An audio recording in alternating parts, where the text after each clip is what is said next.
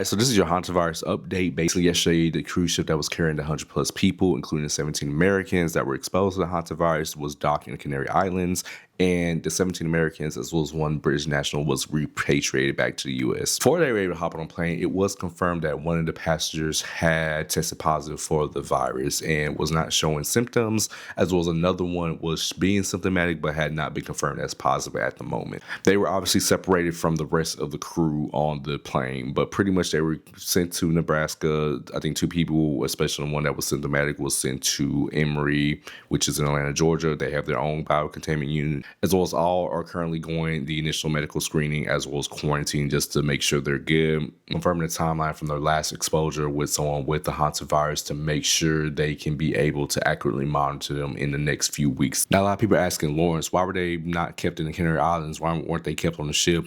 Well, for many reasons. One, the islands do not have the capacity to carry that many people, and the U.S. has a lot of capabilities to be able to contain this disease. And I think a lot of people are still in the impression that they're going to get back to the U.S. and be presented back into society if they're not showing symptoms. Like, no, they're going to go through a rigorous process where each stop they went to, including Atlanta and then Nebraska, they're going to be medically screened. They're going to make sure that they test them, make sure they ain't not symptomatic, and they're going to carry them to regional quarantine centers. There's about 13 around the U.S., and pretty much these centers are more so better equipped to be able to monitor them, in their own specific regions. They're also going to go through initial screenings when they do arrive to these regional centers, and they're going to give them a more estimate or timeline on when they can be able to be reintroduced back into society or at least go home. I do want to iterate, from all indications from WHO, CDC, as well as scientists around the world, there is low risk of this becoming a worldwide pandemic like the C virus did a few years ago, due to the nature of how hantavirus is spread. For this particular strand, even if it's person to person, you have to be in intimate and close contact with that person for a long period of time for it to have a whiff of a chance to be spread. You have a higher chance of getting measles as an unvaccinated person than getting the hantavirus. And so I just want to reiterate that a lot of influencers, a lot of people are fear-mongering on social media.